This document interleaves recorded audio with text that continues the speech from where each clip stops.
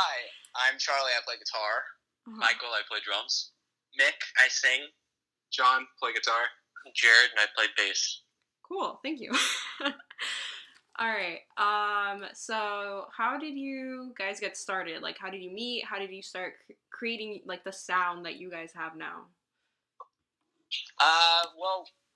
So John, Michael, and I have been playing for years together, and then we started playing hardcore music, and then Michael was playing hardcore music, and our hardcore bands would do hardcore things together. We were from Tampa. And then he was from Miami, we were from Tampa, and we just played shows a lot, and then when one hardcore band failed and the other one did too, we just merged the two. And then we saw Jared at a show, and we were like, he's got to be our bassist. He's literally cool. And then we asked him. Raise our cool factor. We asked him. So he was in another band, and we were just like, yeah, you got to be in our band. We asked him what his favorite band was. He said The Clash, so we were like, you're in. It's done. Sold. Like, how did you guys come up with your sound? Trial and error. Trial and error, yeah. We Mostly error.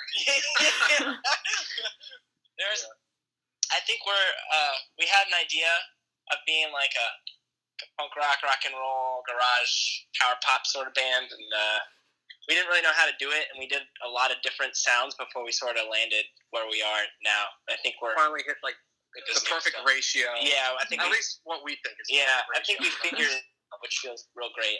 So you mentioned that you had a show today. Did you guys already play, or are you guys In about like an hour or so. Playing an hour. Oh man, okay. Because I was gonna be like, how was it? But I guess that Dude, it was doesn't. so good. There you go. We could pretend you did. We'll be so good. Yeah. We're gonna have so much fun. There was fire. There was brimstone. Yeah. No, it should be cool. We're playing a house show in Davie, Florida, which is like in between Fort Lauderdale and Miami. They call it a barn show though. Barn and there's show? like horses running around. Kind of an event around these parts. So everybody just hangs out and drinks beer and watches bands, and there's like 12 bands, so it's pretty It's a good awesome. time. Do you guys prefer house shows, or do you guys like performing at like venues? Any show that's intimate, I think, is the real key. Whether it's a house show or a venue show, Tiny room. as long as people have to watch us, that's the show we like. The smaller the better, so they can't get out, right? Exactly. It just like automatically gets a little rougher no matter what. The worse the air conditioning is, the better. Oh my god. It alters the chemical balance of your brain. It helps you like the music more. We're not normally this funny. Yeah, I know. So, what's your favorite part of playing live? Like the crowd, just like the energy. What? Energy, I think. Yeah. To go back to one of your first questions about coming together, Mm-hmm. both our bands were very high energy live bands, so I think we were always drawn to each other through that. It's all about the speed, intensity, and Just energy. that live factor in general. It's just like that live adrenaline that doesn't really show up anywhere else. Like until you It's got to be five of us fast. together, Got to be loud. in front of some people, and then it's just that's where the magic happens, I The guess. thing the computer can't catch. Yeah. Where do you guys hope to tour in the future? Oh. Okay. East Coast, West Coast, but Canada. No, but for a band like us, realistically and ideally, it'd be the UK, of course. Absolutely. Like that's in the very near future goal. Shout out to our UK people. So, Thank you. do you guys have a lot of Europe. fans out there, or? It seems to be that people in the UK definitely like us more than people in America. More. Yeah, it's just They don't need convincing. You just have to face they're just, I don't know, it's really nice, and for our genre, it's like it makes sense. We should be playing there, so it's like it goes hand in hand. Okay, yeah, that makes sense. I mean, your music could be cool over here in the West Coast, Oh, totally. I mean, for us, it's West Coast and UK. I mean, that's the kind of music we want to play. Who do you guys want to tour with? Damn. There's a long list. I think everybody we would want to tour with is dead.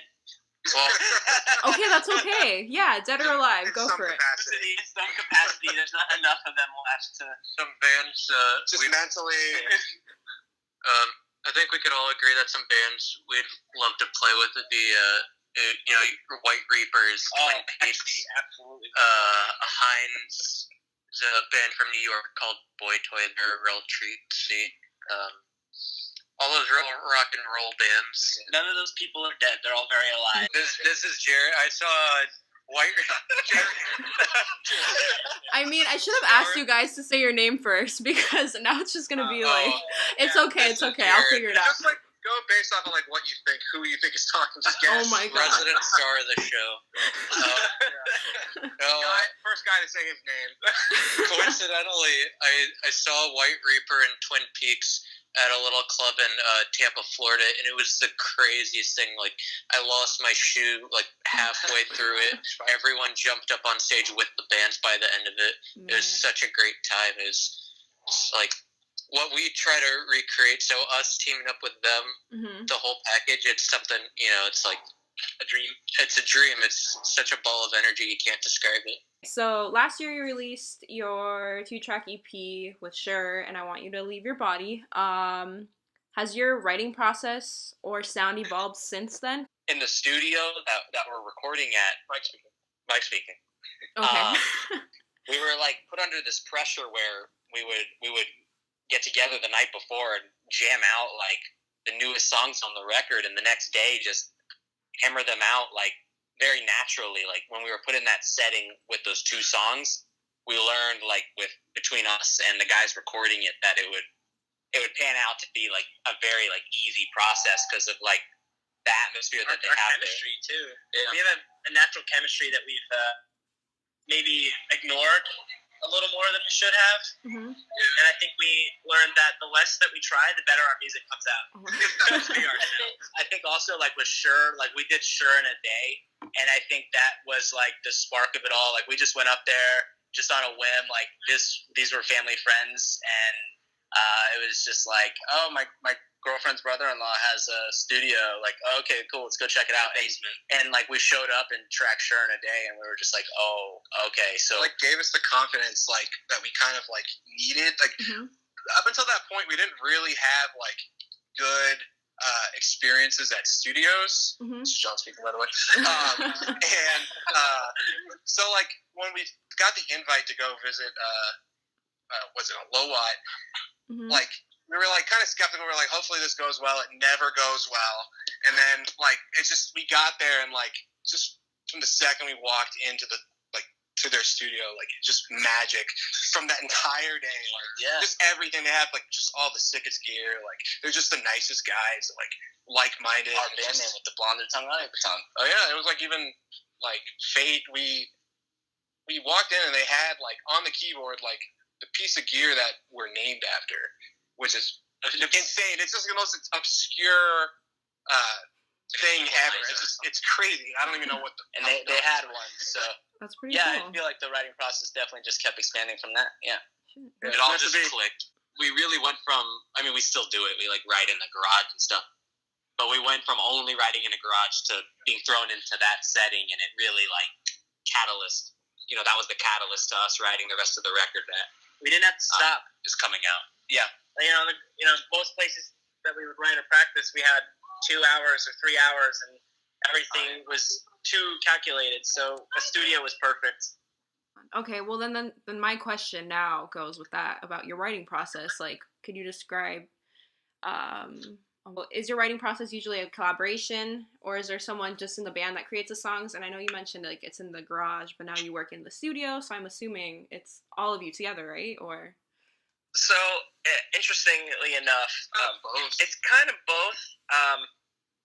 I think in the past it was a little more one-sided, where one person would bring a song, and the real thing we figured out was how to bring like an idea to everybody and then really flesh it out. Yeah, so one person brings like an idea, and then like everyone kind of jams on it, and we kind of talk about like where do we want this to go, how do we want this to sound, what's the goal of this particular song, and we kind of all together try and jam something out and get some kind of like skeleton for what it should be, and then like kind of just like tweak it from there. Yeah. But yeah, I mean, it's become more of a collaborative effort. Since going to the studio and like figuring that out. A lot of the time, John will write a guitar riff and he'll just send it to me, and then I just come up with a melody, and then we send it to everybody else, and then they just kind of slap everything on, and then everyone slaps their own little piece of their personality onto it. That's how it works the best, is when everybody smudges it a little bit. It comes out the best. Yeah, that's true. A while to learn, but better late than never, right? Another thing for us was a lot of the time in the past, I think we had always worked with tracking on a computer one by one and sort of like writing things individually or as we went, and it would come out real disconnected and robotic, and just writing in a room together, was something that I think we all hadn't done in a long time, and doing that really made a difference. And then from the writing process, being able to go straight into recording it within hours really took you don't think about it. You don't think about it, and you just kind of lay it down the way you played it. Yeah, and it's really if you've been playing it very naturally and almost innocently with zero bias, you don't really think too much and over criticize, and you don't really have the time to overthink and make mistakes in that way. Overthinking was definitely a crutch of ours in the past. Yeah, so for sure. Stuff that comes out first is usually the best way to go. Yep. What's the weirdest, most random place you come up with an idea for a song? The drive-thru at Checkers. That's a good place. Wawa. No, not Wawa. What's the other burger spot? No. Not In-N-Out, but Colbert's. Whataburger? No, Whataburger. Oh, Whataburger. Yeah. Definitely come up with a song at Whataburger before. Love that Whataburger. Never had it, but sounds cool. You guys got In-N-Out, so. Yeah, I mean, yeah. What do you guys prefer, In-N-Out or Whataburger? Whataburger. Nick likes In-N-Out. Yeah, I'm an In-N-Out guy. Really? I'm a Whataburger man myself. Oh, Whataburger. We got another Whataburger guy walking by over here. Whataburger. That's fact. What a burger, am I right? All right, get out of here. That was Jared speaking. What's your favorite song you've written that you've released? Of course. Oh, that's a good one. Body. I guess. Swerve. I like Swerve a lot too. It's a toss-up between Body and Swerve, I think. Those two are kind of have a similar vibe going on, and they were written basically. I don't know if it was the same day, but within 2 days of each other. So it's just kind of they're kind of they were the new brothers. lease. The new lease on life was those two songs. We were just this is what our band sounds like. That's kind of yeah, exactly. That's where we kind of were this is what we got to be doing. This is what we were figuring out. Yeah. So I'd say the toss between those two. What's your favorite song to perform live? Those two. Those two? Okay. Yeah. I would. There's stuff off the news. Yeah, there's a song we haven't put out yet that we open our set with that is very fun to play live. Man. There's shushing a dog. Oh my John. What's your least favorite song that you play live? Sure. Mine is Sure. To be honest, Nico usually hates the oldest ones. Yeah. Anyone that's dated the oldest, it's usually Nick's least favorite. Well, the reason I don't like playing that one is because I thought it was a great idea to scream the chorus, and I just can't. It's so difficult for me to do. That's true. That's why. Oh, okay. I feel that was a terrible mistake. Sounded good, but I mean, it came out great on record. It did sound good.